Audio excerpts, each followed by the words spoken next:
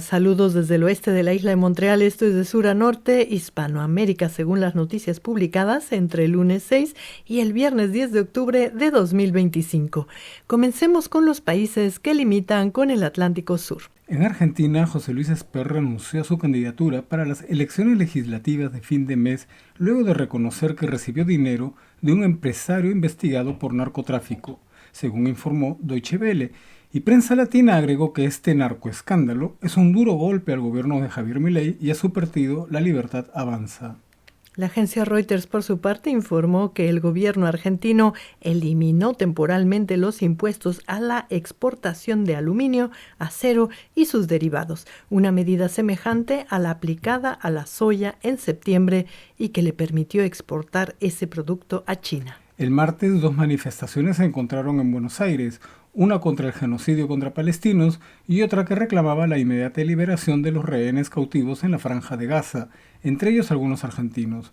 Una muestra de la polarización política que vive Argentina, según dijo Deutsche Welle. En CNN, una socióloga comentó la polémica presentación musical que el fin de semana protagonizó el presidente de Argentina, Javier Milei, y la misma casa noticiosa anunció a mitad de semana que Estados Unidos intervendrá en el mercado cambiario argentino con la esperanza de apoyar los esfuerzos electorales de Milei en las elecciones legislativas de octubre. La agencia Xinhua se concentró en comentar que distintas instituciones y disciplinas científicas participan en la exploración de los sistemas de cañones submarinos localizados a lo largo de la plataforma continental argentina y que los autos eléctricos e híbridos del fabricante chino Build Your Dreams fueron presentados al público argentino este miércoles en la ciudad de Buenos Aires. En Uruguay comenzó la exposición internacional Amazonas Ancestral con el fin de apoyar y promover la Conferencia de las Naciones Unidas sobre el Cambio Climático, COP30, que tendrá lugar en noviembre en Belén, Brasil, según información de Prensa Latina. Prensa Latina también informó que esta semana comenzó la discusión del proyecto de ley de presupuesto quinquenal y donde los diputados uruguayos consideran reforzar las asignaciones para la Universidad de la República y la Universidad Tecnológica. Ahora subamos por los países mediterráneos, donde en Bolivia este 19 de octubre tendrá lugar la segunda vuelta electoral y CNN habló con los dos candidatos, Jorge Tuto Quiroga, quien insiste en no entrar al Mercosur porque lo considera una cárcel comercial, y Rodrigo Paz, quien apoya el ingreso de Bolivia al Mercosur. Y la agencia Xinhua, así como la agencia EFE, indicaron que el presidente de Bolivia, Luis Arce, teme que el Poder Legislativo suspenda la segunda vuelta para elegir al nuevo mandatario del país que, como dijimos, está prevista para el próximo 19 de octubre. Recorramos ahora la costa del Pacífico. En Chile finalizó la cumbre de la Organización Latinoamericana de Energía con el compromiso de mejorar el acceso a tecnologías para cocción limpia. La agencia Xinhua explicó que, por cocción limpia, los expertos se refieren al uso de energías limpias e innovadoras para cocinar. Xinhua también informó a mitad de la semana que el presidente de Chile, Gabriel Boric, anunció la puesta en operación de las nuevas etapas del Sistema Integrado de Fronteras para fortalecer el control fronterizo en el norte del país, en sus límites con Perú y Bolivia.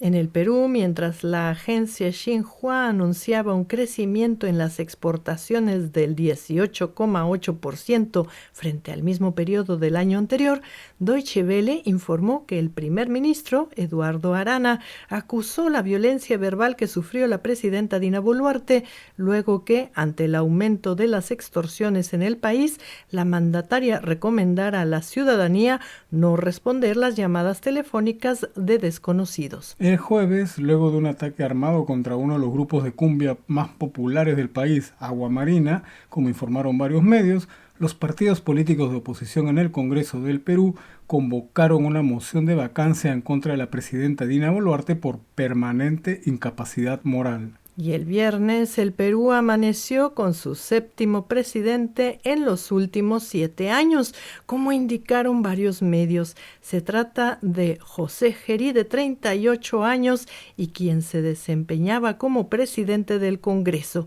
Gerí asumió el mandato interino la madrugada del viernes y supervisará el cronograma previsto para la realización de las próximas elecciones generales el 26 de de abril del 2026. En Ecuador, la prensa canadiense comenzó la semana con la difusión de un cable de AP donde comenta las marchas y protestas del fin de semana en la ciudad de Quito, la capital del país, unas a favor y otras en contra del gobierno del presidente Daniel Noboa. La agencia Xinhua informó por su parte que el presidente de Ecuador, Daniel Noboa, dijo que no permitirá la toma de la ciudad de Quito por los manifestantes. Y Deutsche Welle informó que el martes el mandatario ecuatoriano resultó ileso tras ser atacado con disparos hacia su vehículo en el sur del país. La ministra de Ambiente y Energía, Inés Manzano, dijo a los medios que 5 personas fueron detenidas, según agregó la misma Deutsche Welle. Y llegamos al norte amazónico.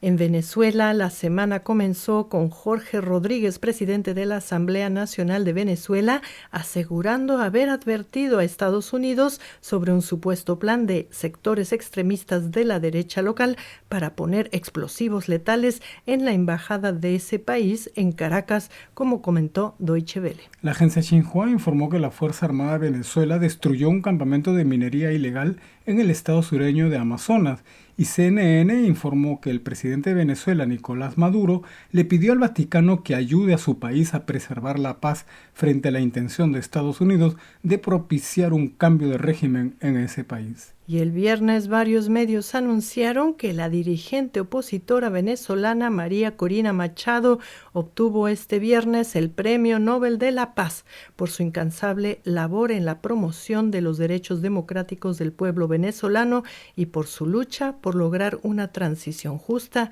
y pacífica de la dictadura a la democracia. El mismo viernes, la agencia Xinhua informó que el presidente de Venezuela, Nicolás Maduro, había propuesto el jueves una nueva agenda ecologista con miras a la próxima conferencia de las Naciones Unidas sobre el cambio climático, que se celebrará en Brasil, y que el gobierno venezolano había solicitado una reunión urgente del Consejo de Seguridad de la ONU para abordar el riesgo de agresión contra su gobierno. La misma agencia Xinhua dijo que 278 venezolanos provenientes de México regresaron a su país. En Colombia, la Defensoría del Pueblo confirmó que al menos un soldado murió y otros 6 resultaron heridos tras el ataque con explosivos perpetrado contra una base militar en el departamento oriental de Arauca, como informó el lunes la agencia Xinhua. Y CNN informó que el presidente de Colombia, Gustavo Petro, reclamó a la Casa Blanca que brinde detalles sobre quienes murieron en su reciente ataque a una lancha en el Caribe. El mandatario colombiano espera que el gobierno del presidente Donald Trump se retracte por afirmar que la embarcación era colombiana, según informó la misma CNN.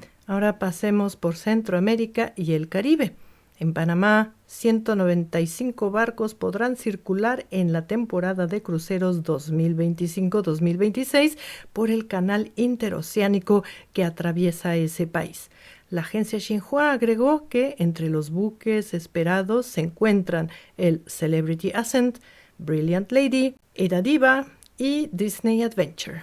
En Costa Rica, el Tribunal Supremo de Elecciones solicitó a la Asamblea Legislativa tramitar el levantamiento del fuero del presidente del país, Rodrigo Chávez, por aparentemente haber incurrido en beligerancia política, según informó Deutsche Welle. En República Dominicana este miércoles los dominicanos recordaron los 6 meses de la tragedia de la discoteca Jet Set, donde más de 230 personas perdieron la vida y al menos 185 resultaron heridas cuando el techo del local se desplomó, como citó CNN. En Nicaragua, el Consejo de Comunicación y Ciudadanía de Nicaragua firmó un convenio de cooperación e intercambio con el Centro de Doblaje para Televisión y Cine del Grupo de Medios de China, según informó la agencia Xinhua. Xinhua agregó que el coordinador de medios del Consejo de Comunicación y Ciudadanía de este país, Daniel Ortega Murillo, hijo de la pareja presidencial, anunció nuevos programas y más contenidos audiovisuales de China,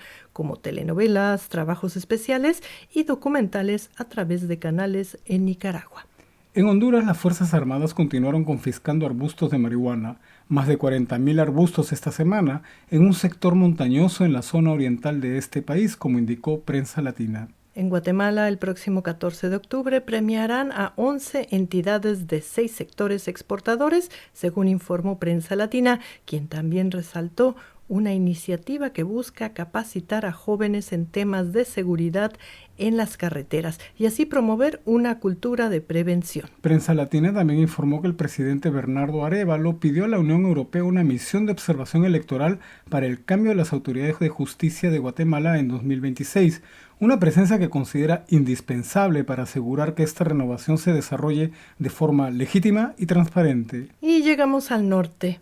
En México, la semana comenzó con la amenaza de fuertes lluvias en la costa del Pacífico por la presencia del huracán Priscila, como informó Deutsche Welle. Deutsche Welle también informó que la presidenta de México, Claudia Sheinbaum, celebró el domingo su primer año de gobierno y que la mandataria expuso como logros el desmantelamiento de una red de contrabando de combustibles entre altos mandos de la Secretaría de Marina y que subrayó que quien traiciona al pueblo enfrenta a la justicia.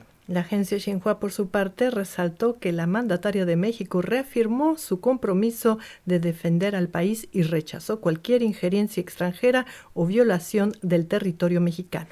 En Canadá, luego de una reunión del primer ministro Mark Carney con su homólogo estadounidense Donald Trump, que finalizó sin grandes acuerdos, las autoridades de los países del Mercosur y de Canadá retomaron esta semana las negociaciones para un acuerdo comercial entre el bloque y el país norteamericano, según informó Deutsche Welle. Deutsche Welle también indicó que los equipos negociadores en Brasil actualizarán sus conversaciones a la luz del nuevo contexto internacional. Y finalizamos con el dato de la semana. CNN y varios medios informaron que el Papa León XIV publicó el primer documento importante de su pontificado, donde denunció la dictadura de la desigualdad económica e insistió en apoyar a los migrantes rechazados. En el texto de casi 40 páginas, el Papa insistió en que la preocupación por los pobres es innegociable y criticó a quienes en la Iglesia predican doctrina y ridiculizan las obras de caridad. El Papa León XIV también cuestionó los datos pseudocientíficos que sostienen que una economía de libre mercado sacará a la gente de la pobreza y enfatizó que seguirá denunciando la dictadura de una economía que mata. Bueno, amigos y amigas, esto fue de sur a norte, desde la isla de Montreal, que vive en pleno mes de la herencia hispana. Les deseamos una estupenda semana y nos despedimos. Hasta la próxima.